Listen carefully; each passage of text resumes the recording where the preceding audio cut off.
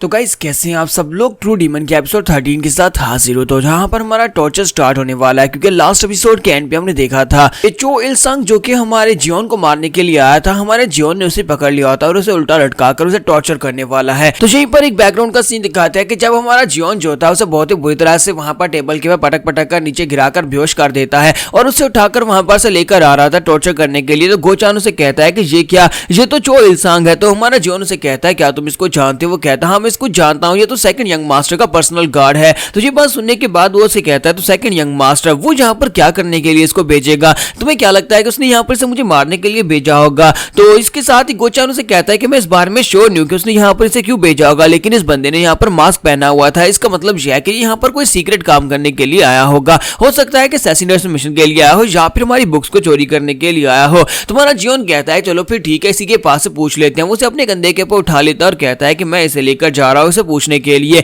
लेकिन गोचान उसे कहता है कि यंग मास्टर प्लीज इसको टॉर्चर मत करना है, इसको टॉर्चर नहीं कर सकते। तो हमारा जियोन उसे कहता है क्यों, मैं इसको टॉर्चर क्यों नहीं कर सकता? तो उसे कहता है कि सेकंड यंग मास्टर बहुत ज्यादा कमीना है। अगर आपने यहाँ पर इसको टॉर्चर किया, जो उसका पर्सनल गार्ड है और उसे अपने लोगों की बहुत ज्यादा परवाह रहती है, अगर उसके बंदे को तुमने यहाँ पर टॉर्चर किया तो वो यहाँ पर तुमसे बदला जरूर लेगा। और इसी के साथ ही हमारा जियोन आगे बढ़ता है, उसका हाथ पकड़ता है, उसका हाथ मोड़ते हुए कहता है कि अपनी बकवास बंद करो। तुम यहाँ पर मेरे बारे में क्या सोचते हो कि मैं किस किस्म का इंसान हूँ? क्या तुम्हें लगता है कि सेकंड यंग मास्टर मुझसे ज्यादा जालिम हो सकता है? और इसी के साथ ही उसे लेकर वहां पर से दूसरे रूम की तरफ चला जाता है, जबकि गोचान वहीं पर बैठा बेचारा चिल्लाता रह जाता है और कहता है कि ऐसा मत करो, ऐसा मत करो, सेकंड यंग मास्टर तुम्हारा दुश्मन बन जाएगा और तुमसे बदला लेगा। फिर साथ ही वहीं पर लेट जाता है और कहता है कि छोड़ो मुझे क्या, तुम दोनों लड़ो आपस में, जो मर्जी मरता है, मुझे इस बात से क्या ही फर्क पड़ता है। वैसे मुझे लगता है कि ये सिर्फ और सिर्फ जाकर उसको टॉर्चर ही करेगा और उसे जान से नहीं मारेगा, क्योंकि मैंने उसको वार्निंग दे दिया है कि ये सेकंड यंग मास्टर का पर्सनल गार्ड है। और इसी के साथ ही वहीं पर खामोश हो जाता है और कहता है कि वो मार भी सकता है क्योंकि ये भी एक कमीना है। इसी के साथ ही नेक्स्ट सीन जो होता है वो अंदर का दिखाया जाता है, जहां पर हमारा जियोन जो होता है अपना नाइफ लेकर बैठा होता है और उसी के साथ ही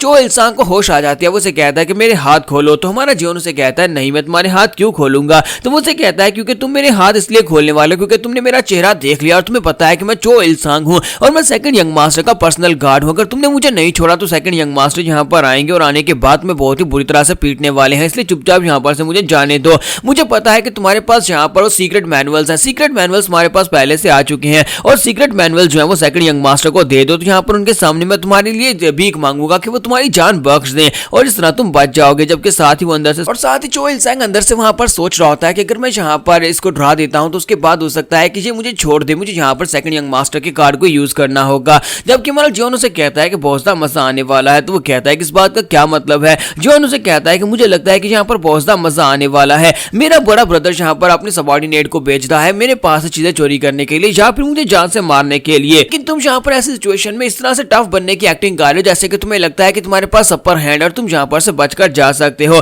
और इसी के साथ ही हमारा जियोन उठकर खड़ा होता है और कहता है कि अच्छा ठीक है मैं यहाँ पर तुम्हें खोल देता हूँ। इसी के साथ ही वो उसकी रस्सी काटना शुरू कर देता है, जबकि इल संग उसे कहता है ये बहुत ही अच्छा फैसला है कि तुमने यहाँ पर बहुत ही सोच समझकर फैसला किया। मैं जाकर सेकंड यंग मास्टर के सामने तुम्हारी तारीफें करूंगा और उसके बाद वो तुम्हें जान से नहीं मारेंगे और तुम्हें यहाँ पर काफी ज्यादा एडवांटेज मिलने वाला है। और इसी के साथ ही वो उसके हाथ खोल देता है। तो चो इल संग के हाथ खुल जाते हैं, लेकिन क्योंकि वो उल्टा लटक रहा होता है तो उसके हाथ भी वहीं पर नीचे की तरफ लटक जाते हैं और इसी के साथ उसकी एक उंगली गायब हो जाती है। और इस बात से वो काफी हैरान होता है और कहता है कि ये क्या हुआ? और हमारा जियोन उसे कहता है कि मैं यहाँ पर तुमसे सवाल पूछूंगा और तुम्हें मेरे सवालों के जवाब देने होंगे। मैं यहाँ पर 5 सेकंड्स में एक सवाल तुमसे पूछूंगा और 5 सेकंड्स में हर सेकंड के साथ साथ तुम्हारी एक उंगली कटेगी, इसलिए तुम्हारे पास सिर्फ 5 सेकंड्स हैं जल्दी जल्दी सवाल का जवाब देना। साथ ही वो उसकी कटी हुई उंगली उसके सामने करता है और कहता है कि ये देखो ना ये किसकी उंगली है। और इसी के साथ ही वो कहता है कि यहाँ पर मैंने तुम्हें एक बहुत ही स्पेशल पॉइजन दिया है जिससे तुम पैरालाइज हो चुके हो। उस पॉइजन को मैंने अपने हाथों से बनाया है बहुत सारी जड़ी बूटियों को मिक्स करने के बाद। अब तुम्हें यहाँ पर बिल्कुल भी दर्द महसूस नहीं होने वाला, कम से कम 2 से 3 घंटे के लिए दर्द महसूस नहीं होगा।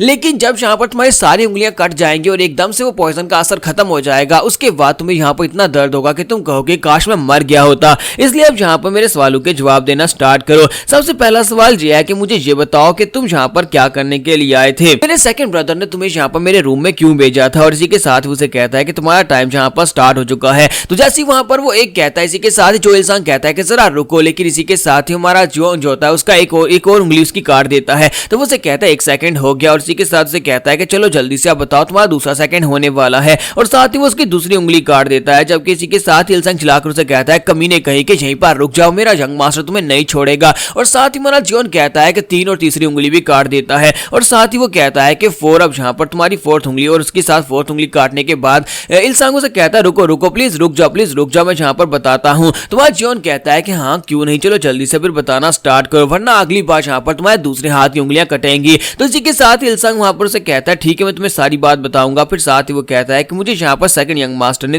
तुम्हें मारने के लिए नहीं भेजा था बल्कि सिर्फ चेक करने के लिए भेजा था कि तुम्हारी मार्शल आर्ट्स की टेक्निक्स तुम्हारे पास है या नहीं, क्योंकि किसी ने हमें बताया कि तुम्हारी मार्शल आर्ट्स चली गई है। तो ये बात सुनने के बाद हमारा जियोन उसे कहता है अच्छा तो ये बात है। लगता है कि गार्ड कैम ने बड़ी जल्दी से यहाँ पर साइड को स्विच कर लिया, उसने मेरा साथ छोड़ दिया। और इसी के साथ ही वो उसे कहता है कि अब मैं यहाँ पर तुमसे एक दूसरा सवाल पूछने वाला हूँ, क्या गार्ड कैम ने यहाँ पर सेकंड यंग मास्टर से ये बात कही है? तो ये बात सुनने के बाद चो इल्सांग उसे कहता है हाँ गार्ड कैम ने यहाँ पर ये बात उससे कही है। तो जियोन कहता है कि वो वाकई में एक बहुत ही समझदार इंसान है जिसने यहाँ पर वक्त रहते ही अपना पासा बदल लिया और जल्दी से जाकर सेकंड यंग मास्टर से मिल गया है। जबकि इल्सांग वहां पर सोच रहा होता है कि इस लड़की को कैसे पता चला कि गार्ड कैम ने हमें धोखा दिया है। लगता है कि गार्ड कैम पहले इसकी साइड के ऊपर था और उसके बाद हमारी साइड के ऊपर आ गया है। कहीं दोनों आपस में एक दूसरे के साथ मिले तो नहीं है, कहीं दोनों का ये प्लान तो नहीं था कि मुझे यहाँ पर ल्योर करके मुझे मारा जा सके और सेकंड यंग मास्टर को नुकसान पहुंचाया जा सके। मुझे जल्दी से जल्दी यहाँ पर से जाना होगा, मुझे जाकर सेकंड यंग मास्टर को सारी की सारी बात बतानी होगी। जियोन उठकर खड़ा हो जाता है और उसे कहता है कि मेरे सवाल खत्म हो गए, अब मैं यहाँ पर तुम्हारा क्या करूँ? तो इसी के साथ इल्सांग उसे कहता है तो फिर मुझे जाने दो।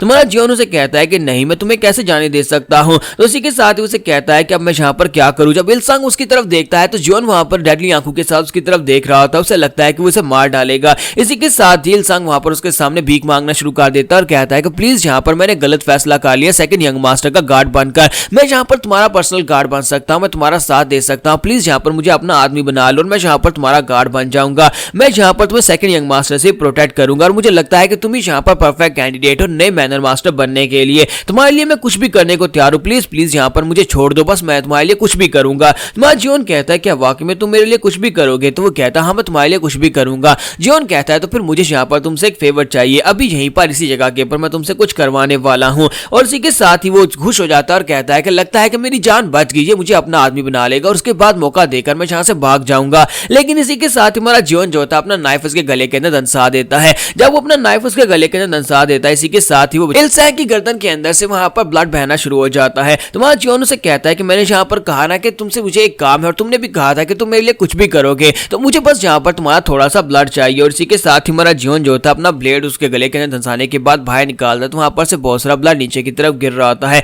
तुम्हारा जियोन कहता है कि मुझे यहाँ पर तुम्हारा ब्लड चाहिए होगा, मुझे एक बुक को ओपन करना है। और इसी के साथ ही वो उस रिस्ट्रिक्टेड बॉक्स को उसके नीचे रख देता है और उस बॉक्स के अंदर ब्लड गिरना स्टार्ट हो जाता है। जियोन कहता है कि मैं इस बुक के ऊपर लगी हुई इस चेन को कितनी ही ताकत क्यों ना लगा लूं, लेकिन मैं उसे ओपन नहीं कर पा रहा था। मुझे लगता है कि इसको ओपन करने के लिए कोई और तरीका चाहिए था, इसी वजह से मैंने उस शामन की बुक को पढ़ा था। उस शामन की बुक के अंदर लिखा हुआ था अगर आप लोग यहाँ पर किसी इवल स्पिरिट की बुक को ओपन करना चाहते हैं तो उसके लिए आपको यहाँ पर किसी इम्प्योर चीज की जरूरत होती है, किसी इवल चीज की जरूरत होती है। और मुझे लगता है कि इस कमीने के ब्लड से ज्यादा इवल चीज क्या हो सकती है, इससे ज्यादा इम्प्योर चीज क्या हो सकती है। तो इल्सांग का ब्लड जो होता है उस बुक के ऊपर गिर रहा होता है। तो नेक्स्ट एपिसोड में देखेंगे क्या ये बुक यहाँ पर ओपन हो जाएगी और उस बुक के अंदर से क्या निकलेगा, हमें नेक्स्ट एपिसोड में ही पता चलेगा। एपिसोड की एक्सप्लेनेशन अच्छी लगी तो कमेंट करके जरूर बताइएगा, वीडियो को लाइक करना मत भूलिएगा। Thank you.